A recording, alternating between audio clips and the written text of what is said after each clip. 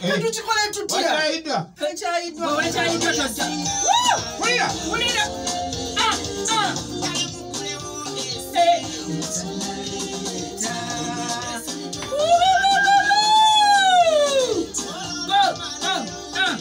kakati nno kyetugenda okukola katukube kano tukayingiriremu tugenda babulira yongezamwawo mulira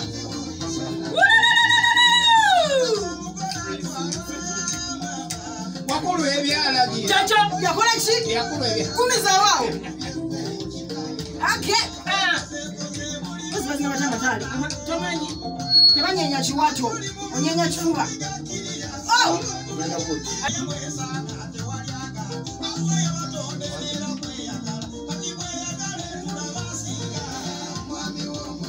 Bona mazima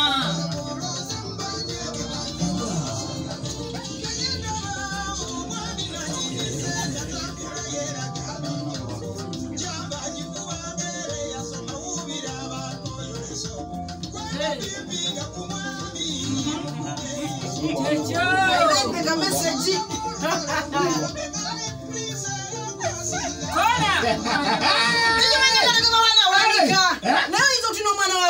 nga buli wamu wana boto tukulumira waliwo gotunulira n'owana omutufu ngolabira ddala ng'ejja n'eggula obungi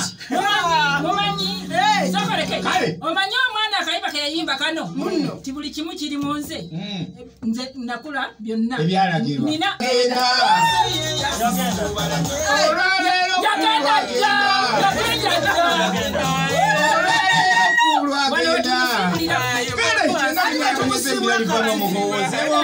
Bannayuganda mwena gye muli twongera okubaniriza ku program today kandi program eggalawo omwaka 2021 tuyingire 2022 nga tukyalimu abo abalamu ne kutubayo nnaku olwaleero ku Uganda Business Supreme Council wetambuliddeawo kubeera nga obaoliawo twebaza Allah subhanahu wa ta'ala tuyisiza mu mwaka 2021 nga tuli balamu era tumusabe busabi okuyingiza 2022 nga tukyalimu abaki abalamu wanjula abagenyi omulungi ali kukyana mu myaka tonyiza embira alifama program today kaza big driver nakulwaleero nno bannange ababira amawulire ku TV tumulina live omuntu tumufunza bagambe ne baby we bajjewo palapase bayikwalaali kabisi kagundi kagundi yakayimba katono kabisi kandagala tokimanyi kali akalema kengambye kali alimu byonna alimu yakula byonna mama yamuwa kakati aine abapangisa boys kota byonna kwebiri kakati nalwensanga yamulungi alikisana mu myaka tonyeza embiri alifama program tulekana big drive esazo tugenda kutusako omukyala sexy beautiful black beauty na nyini maso kwagamba byonna akagamba beautiful kakulu the beautiful South African height no American height South Africa wali abampi kakati munange twagala ababuzeko ababulide South Africa wali bukoyi ne bukoyisa koyisani simanya koyisani sakala koyisani twagala omukyalo ono atuwe ku dobozi lye esenekerevu erimbejja kwagamba ayogereke eryeggongo banaye omwana w'omuntu agenda okutta omuntu mpulira ngenda kufa kati fa gwe genda ofiire eri ffe tukatubeere wano nga tukyayogera n'omugole kakati mukyala twesimye okulabako nakulwaliro ku kyenda myaka tonyiza embira tufama program tudeka the big drive tubadde twagalira ddala gwe oba osooka okwogera ekyebbe ekyo kiroko kyogere oluvannyuma. Assalamu alaikum wa rahmatullahi wa barakatuh. Wa alaikum assalam wa rahmatullahi wa barakatuh. Nsanyuse nnyo okubanga munkyazizaako guno mulundi gwange gwakubiri nga nkyala ku studios za Radio Bilal. Mwebale kunnyaniriza mu ssanyu. Bannange mbasabira muyingire omwaka nga muli basanyufu Allah bawe blessings. Amiina. Bali abatuwuliriza nsaba atanafuna mwami Allah naye amukolera enteeka afune naye omwagala bamukwata mu ngalo ku mutwe oyagala kuwa omukisa ate simukole kakati linda amaliza agenda kuwa omukisa muminkirize kale wali ntumidde nnyo abaana ab'obuwala abawala bali eyo abasobodde okwekuuma n'abagwa mu nsobi waliwo omukisa ogwokubiri charity foundation zange nkyabalowoozaako nnyo tujja bawa support abagala okusoma tujja bazzaayo musomi abagala okuskilinga byonna byabwereere mu foundation zaffe kusimu yange 0782248510 ajati Oduse nnyo maama. Oluzungu kyayina. Komawo kene yaffe Uganda. Kompola mpola abantu bakwate ennamba eyo tugenda giwandiika wano tube nga tugisoma empola mpola naye ku namba yange 07822 24 10 omwana obuwala ayagala basari ankubira essimu oba mukadde we tulabe engeri tumuplacinga abaana aba orphans abali eyo nabo wendi kulabwe ne bannamwandu bambi waliwo bannamwandu bembadde nabe mu kibiina bangambye hajjati ogenze otulese otya bannamwandu bambi nkyabalowoozako mmanyi obulimi bwe muyitamu nammwe mbasabira allah bakolere enteekateeka abawa abaami bane mbagala nnyo mbagaliza omwaka omulungi njagala abaana b'obuwala babeere b'amaanyi nga Dr. Cool alabawo omukisa mu nsi muno mbagala nnyo mwena. Assalamu alaikum. Waalaikum salaam wa rahmatullahi. Ogenze wala hajati naye tetukutegedde bwanya. Ogasembyayo kabaka kodyo. Nandi manyi mwagogedde. Amanya gange nze Dr. Hajat Kuthu nabunyamuza Tago Misrisa. Anti. Okay, kati Hajati mbadde nsabako katono otuddiremu ennamba eyo tugiwandike wano. In case oyinza ofuna mu bantu abagala okukuza. 0782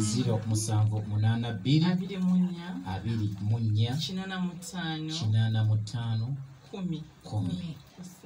Okay, kakati tubadde tufunyeko omuntu. Saba n'omwami wange babuuze. Ati mbadde ndageyo. Ky'omwami tubadde twagala naye atuwe ku ddoboozi. Tuwulye eddekendedde eddoboozi. Microphone yeeyo. Abadde ayagala kwogera ku gweyogereddeko. Tewali mutabazi. Osembereze taata. Otegedde. Assalamu alaikum wa rahmatullahi wa barakatuh. Wa alaikum salam wa rahmatullahi wa barakatuh. Nze sira binnyinyo byakwogera okujjako okwebaza mukyala wange ono omugwati alaikungadde mukwana bebi mashallah ebisigadde tebikyalina makulu ono amakulu yagayina anti amanya tebagategedde mukulu amanya mpitibwa Akram Gumisiriza mpangalira South Africa gyenzikakalabiza emirimu gyange muko tusanyusa okulabako munnange muko waawa abamulamu kati ateze muyite ekina yajja mukyala nagamba mu nsonga zino obangawo okitegedde oba oyagala kubuuza gamba mulamu kakati muko sebo kulikayo e South Africa nojjako e Uganda otulabeko ate nagira ebyaddala ate nogira ddala olujja lwennyini notakoma bweru nogakang'endeko ne ku 94.1 Radio Bilal naye ombuuze ku bantu bawulire ku ddoboozi eryeggono sebo tweyanziza nnyo tweyanzeeke mpozi ekibuuzo kyange oba obuli awo gye kigenda gy'oli kiweewaawo nti essaawa eno obufumbo bwe mutandise essaawa eno bwe tusaba Allah okubeera nga abuteekamu emikisa bwe mwatandika bwe tusaba Allah okubeera nga abuteekamu emikisa ennyo kyenandyagadde okumanya kuba nange ŋŋumira ku ggwe neŋa ganda nga Akuramu ayogedde maaso awe wajja waliyo akeddako amangu ago musiraamu wamma tomanyi alayinza okukolera enteeka hajjati kaddemu hajjati muleke mukanga kanga mwami musiraamu osurati nisai Allah kitugamba bulungi mwasa okuva ku babiri basatu bana so muleke mukanga kanga tekubadde kukanga mama ofunayo kikugamba Akram akyali mulaavu kati musoke mumuleke aggumire laavu ye mulyoke aloka ayinza n'okwata nabirowooza nako omuyaja mumutaataaganya obwongo laavu yonna agikuta ekimemete kye akikuta akiwadde omuntu ate ate anoonyeyo omulala anoonyeza ki ono aweddewo ku byonna ki ekitaataaganya ali mulaavu kyogagwe bagenda okugattako namba 2 ne 3 ogwamalakendeera bali balabika baali bajubuluka ate tebasooka kugambirawo ati kakati bannange mulekona Hajati Dokita Kulu twagala kubeera nga tukusiibula tulabike ng'oba olyawo twongerayo na programu eno mpozi obugambo obwandibadde ng'obuwumbawumba weewaawo nga tumalako omwaka tuyingira omwaka ogujja tuli mu mbeera ya lockdown abaana bali ewaka myaka 12-13 balina embuto abalala bazadde abamu balabanga kati balemereddwa abalala essuubi libaweddemu n'abazadde bennyini bizinesi zaagwa bagamba kati tetukyalina kyakukola abaana bafumbirwe oyinza kubudaabuda otya abaana abo Saba ekibuzo kyo kikulu nnyo kubanga neewaayo okuyamba omwana ow'obuwala Allah mpadde omukisa nanfuula omukyalo ow'enjawulo okuva nga ndi kawala kato nenkula nga ndi wa mukisa era njagala mbabeererewo omuwala ali eyo nga yafunye okusoomoozebwa mu lockdown yafunye olubuto wendi ku lulwe waba yagala okusoma omukisa weeguli ajja kusoma ku bwereere essimu yange njirese waba yagala genda mu bya mikono era dina skilling center byonna bya bwereere ajje yewandiise asome njagala okulaba buli mwana w'obuwala ali eyo nga yambadde ekikofiira kiri ekinene kibalaba ntaddeko inshaallah kisobokera ddala nga nange allah weyansobozesa okyambala buli mwana w'obuwala asobola okyambala abaana b'obuwala mugumiikirize abasajja tebababuzaabuza mubeere bakodo nnyo kati simuzinyweze omwami amala kukyala wammwe n'akuwoowa n'akuwa mahare n'alyoka bako kyakugamba kati hajati nekira kyembuuza kubanga oyinza okuba nga oli mu central wano waliwo abaana babeera mu byalo eyo kati waliwo abaana babeera ejjinja n'olaba ku tv nga abaana bangi bambi bafunye obuzibu obutali bumu kati mbadde mbuuza olina enteekateeka genda okugendako eyo mu byalo enteekateeka mbadde njirina era jusi twaliko enjeru njeru kiri mu jjinja ng'abaana myaka 14 nga batandise n'okuba nga beetunda kyano kiyisa ku mpewo naye nga twagezako okwogera nabo era weetuli nakwatagana naba leaders eyo wansi netubanga bana tuba meetinga twogera nabo tubazaamu essuubi ate naye nga 15 habi netugenda okugraduatinga abaana twabaterawo skilling center nga babadde kubafuula busy twabaterawo nga basoma enviiri okufumba okukola cakes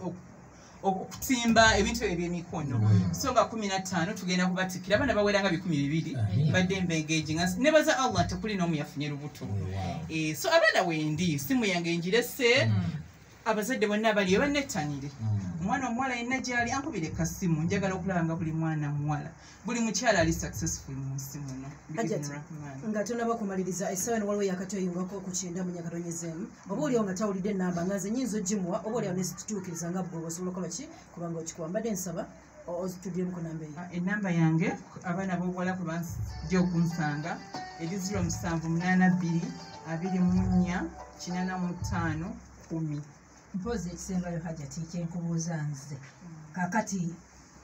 usinga abantu baba bakubya amasimu esimu eno oba tusobola oba directinga wano ku radio Bilali ne babeera nga abasobodde kubanga buli si buli muntu tasobola okukubira obisimu n'ogikwata naye bw'aba asobodde ne tumuwa eza wano aba nga azze wano ku radio Bilali ne tulanga nti ajje wano okufuna gundi yonna betuzifuna then ne tukubira ne tubanga kikulu nnyo abatasobodde kubanga bakuba essimu eyo oba okuntuukako basobola okujja wano ku radio Bilali bangambye waliwo n'ekibiina kya Shekat Radhia nekyo kiyamba ku baana b'obuwala ne tulaba engeri gye tukwasaganya tulabe ng'omwana omuwala ono wattendo kuba abaana abawala bano bali so delicate mu just 3 minutes omwana omuwala asobola okuluzinga obulamu bwe bwonna ate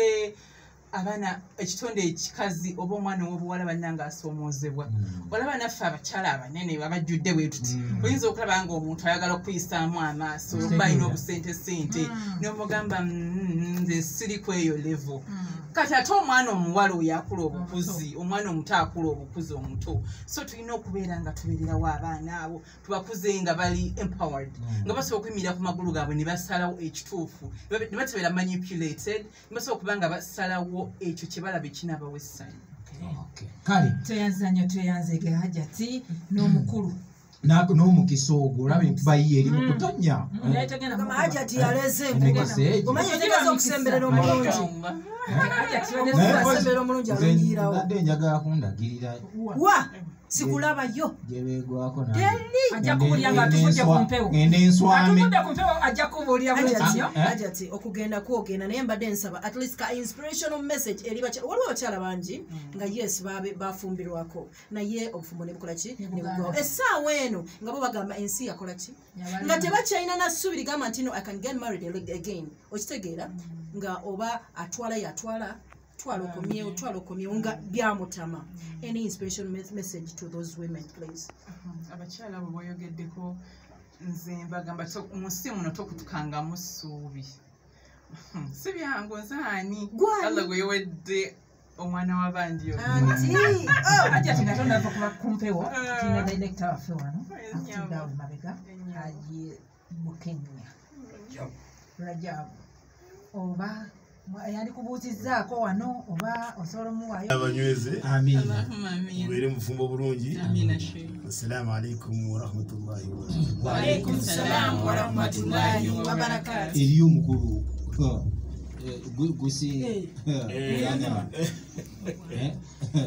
assalamu alaikum warahmatullahi taala wabarakatuh abawuliza ba Radio Bilal kyenda mu nyaka tonyezeemu mwenna tuba Ajati, tugende.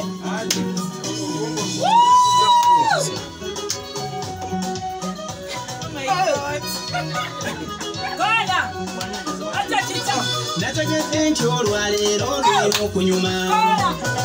nalabidde mu njuki ezinnunda ng'ekimuli olagera bulungi ate n'okuza buli mumulabu omwana akuŋŋaanyiza byalo yogeza ne bamuzibu bw'amaanga mukumata ebyono si be bali abalina amaalo olwo yenna lulungi ate omulembe bali abaliko ono ye mwana wa maama mulaba atunula ffeeza ate akola n'emmaali mikisa gy'ava mu nnyumba kugambye otutte ebbanka wasigwakira n'ekkanisa ze twalimanyamuko ky'olimpa mujeyo mulaga ekibuli ensi muleetebwa salawo nyirimpisa atambuza abakaka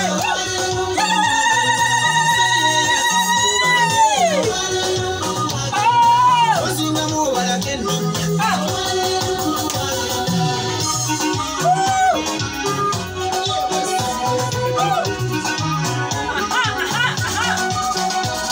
ono gwomufunye omwana ayimusa emikono ogiyise maaso